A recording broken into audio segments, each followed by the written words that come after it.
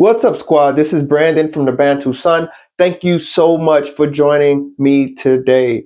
So, I wanted to hop in the news of Israel pretty much turning the geopolitics of the Horn of Africa on its head, seemingly overnight, by being the first country from the UN to officially recognize the state of Somaliland.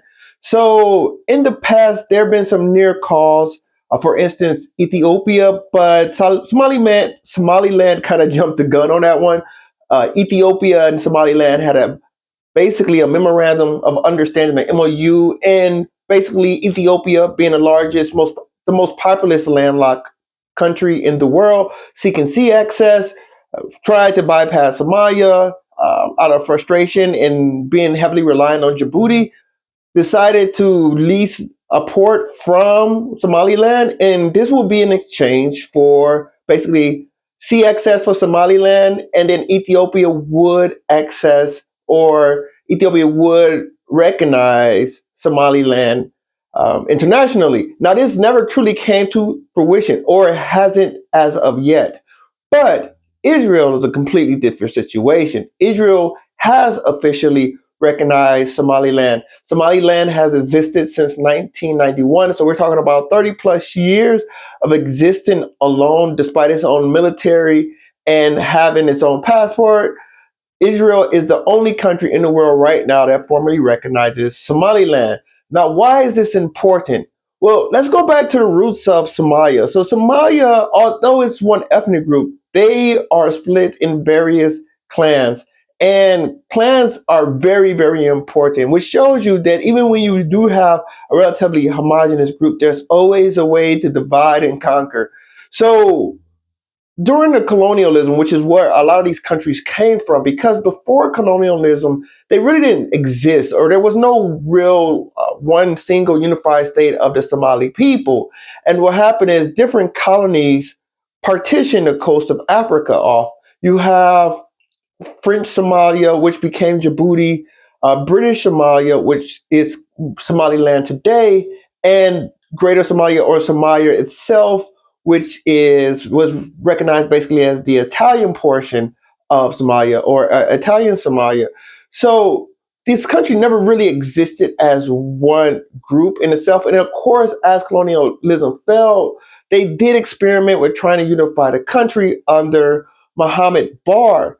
But even though he's considered controversial because a lot of people, in hindsight's 2020, as they say, but I believe he had a relatively stable country. This part of the world, you see the same thing in Ethiopia. There's a lot of emphasis on local leadership, and you had the exact same thing happen in Somalia. These clans operated locally. They considered themselves to pretty much run the show, and they liked that. And the federal authority was kind of like this managing or brokering service, which a lot of countries you can say this about. But nevertheless, all these things fell apart because of how the clan system works. And basically, there were different parts of the country that want to break off. Now, that's always the case. The point is, why was this so successful?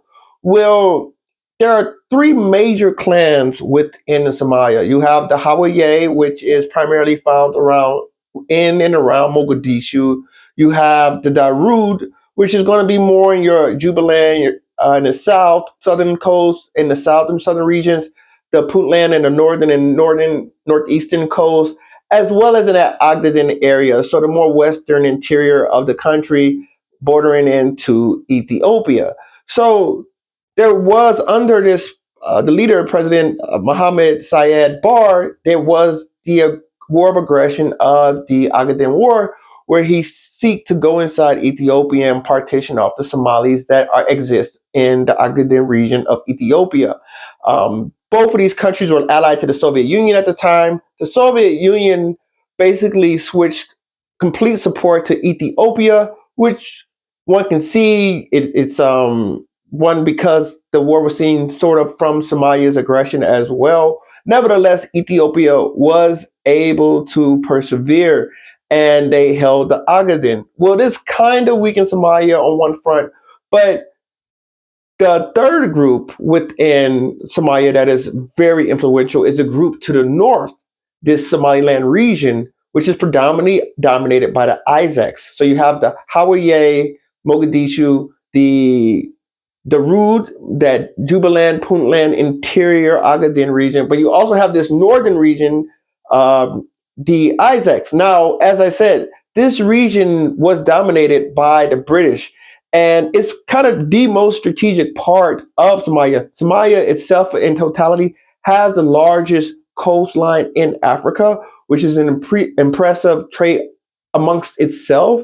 But this region right here, it is along the Sea of Aden, which approaches the Gulf of Aden, which leads to where? The Red Sea and the Suez Canal, which is basically the lifeline of the fringes of Europe for the most part, because you can connect from that North Atlantic through the Mediterranean, all those coastal nations in their interior, through the Suez Canal, to the Red Sea, out to the Indian Ocean, straight shipping to Asia. This is the Suez Canal being one of the premier waterways and global strategic choke points on the planet. So this is a very strategic position where Somaliland is located. But nevertheless, Somalia eventually breaks apart because you it's basically boils down to the Isaacs wanting separation. You can get into the technicalities, but the key group at the time was the Somali National Movement, and you can say who supported them. Of course, even though it wasn't initially, it was basically founded in London.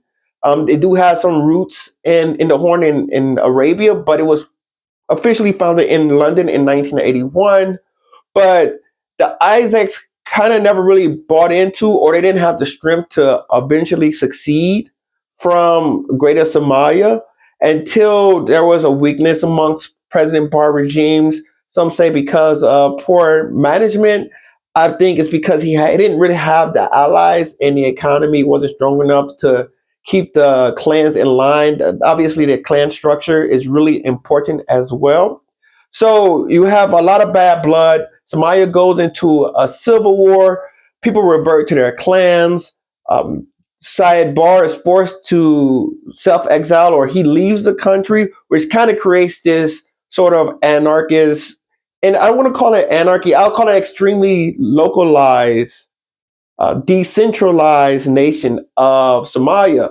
So, in doing so, SNM, the Somali National Movement, which really is the Isaac National Movement, they declared independence. This was in 1991. So you have these different regions, and you have this region that has broken away. But Somalia being fragmented and these clans being regional, no one clan has been able to fully dominate the others to bring them in a fold, such as you would see in the modernization of Japan. So you have this decentralized state. And what does that create? That creates this opportunity. Somaliland has always been what I would consider the darter, or the relation to the West or to Britain. Its origins were that, its identity and separation was of that. So it doesn't surprise me if I was to see another child of the West, or a relationship to the West, in Israel seek to gain a foothold. Israel is going through a rough patch right now for a lot of things they're doing on the global stage. And they're looking for opportunities to try to balance the geopolitical scale.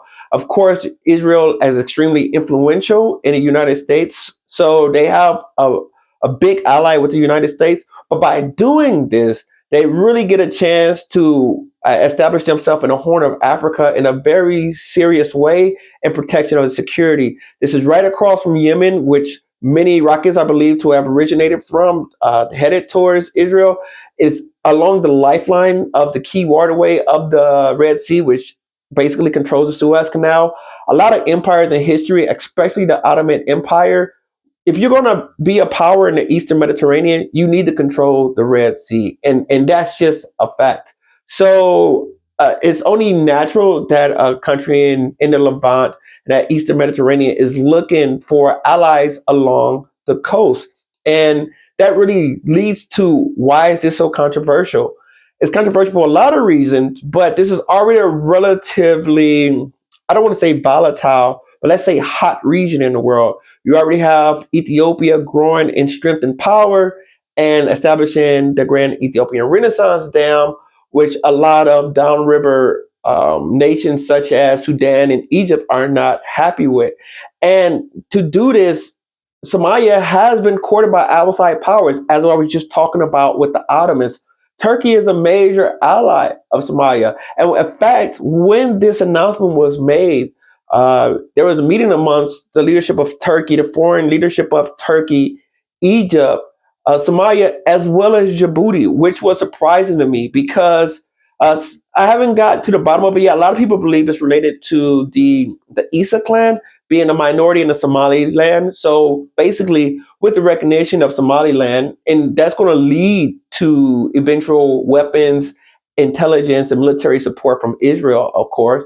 But in recognition of that, there may be a more inferior role or more repression or oppression against the Isa people, which are the dominant clan within inside Djibouti. So some people think it's just the Djibouti leadership coming to support of their brothers on the other side of the border in Somaliland. Egypt, of course, is upset because Egypt's heavily relying on Somalia to try to balance Ethiopia with the dam and try to get some influence inside of Ethiopia from a military point of view. And then, of course, as I said, when I talk about the Ottoman Empire, if you're a boss in the Eastern Mediterranean, it's only natural that you're a boss along the littoral of the Red Sea or have some influence there if needed to exercise it. And that's why Turkey has been a great ally of Somalia. And Turkey has been looking to expand commercial and military and security presence within the Horn of Africa or along all types of the littoral Africa, whether that's the Northern African coast or the East African coast. So it's really interesting to see who's coming to Somalia's aid. And those are definitely the countries that are coming to mind. But there's also the converse. So I'm looking at Turkey. How do they handle this? Because now this is going to put them in contention with Israel. Turkey has this sort of love-hate relationship. They find themselves in weird dichotomies. The Palestinian issues, they're on opposite side. When it comes to Azerbaijan, Armenia, Nagorno-Karabakh situation, they're on the same side. So sometimes they're aligned, sometimes they're not. This one, they're not going to be aligned because Turkey supports a unified Somalia. And they have worked very hard to normalize relationships and arbitrate conversations between Somalia and Somaliland. So the other country that I'm really looking at is Ethiopia. I wonder, and Ethiopia hasn't came out too strongly one way or another yet. They were moving close to a very strong alliance with Somaliland, and Turkey stepped in once again, and they kind of smoothed the road over. And what seemed like a almost a natural acknowledgement of Somaliland by Ethiopia quickly turned to murmurs, and it seems Ethiopia was less aggressive in pursuing that action. But now Israel had jumped the gun; they're first one across the line, and you got to see when they open this door, who else will follow? And it wouldn't surprise me much to see Ethiopia saying, "You know what? I know Israel has supported the United States, and if it's good enough for Israel, if Israel goes in and we kind of align with Israel, it's going to build a little bit of an alliance there." Ethiopia's already have a relatively, I would say, a decent relationship with Israel because there are Ethiopian Jews that do live inside of Israel that are actually Israeli citizens, although it's a minority. But this is a great opportunity for Ethiopia to say, you know what? Why not? Israel's already there. Maybe we should drive that relationship further instead of relying on Djibouti, which they're trying to diversify. And that's another thing. Somaliland would be somewhat of a competitor to resources and alliances to Djibouti. That's another reason possibly Djibouti is against the Somaliland independence. But Ethiopia can say, you know what? Let's diversify. We don't need to rely so heavily on Djibouti to get our imports. Let's go straight. Let's get these ports and ships on the Somaliland coast. So this fallout, the consequences are going to be really interesting. Erdogan has already came out and said Israeli acknowledgement of Somaliland is legitimate and it is unacceptable. So we're going to see how the roles as well as actions play out on this Horn of Africa. things have definitely stepped up when you throw Israel in the mix. And I've always told people, a lot of people disagree, but from a geopolitical point of view, I think one of the best allies sub-Saharan Africa could have, regardless of the pragmatism, regardless of the ideological difference, one of the best allies nations in sub-Saharan Africa could have is Israel. One, it offset a lot of that um, Islamic influence coming from the MENA region, where a lot of sub-Saharan Africa has been repressed and oppressed and taken advantage of by these countries, for lack of better phrasing, to a lot of that from their own fault as well. But what Israel do is it really gets you to the front of the line relatively quickly due to its military expertise, its intelligence expertise, and they have capital as well, and corporations that can really aid in a lot of these countries that aren't so competitive or are relatively underdeveloped. So I don't really have I think it's a astute move by Israel, but that's what Israel do. They make astute moves. I think it was a astute move by Somaliland. They've been searching for recognition for 30 years. Um, Unfortunately, it does divide the Somali people, but people can say, well, they were already divided.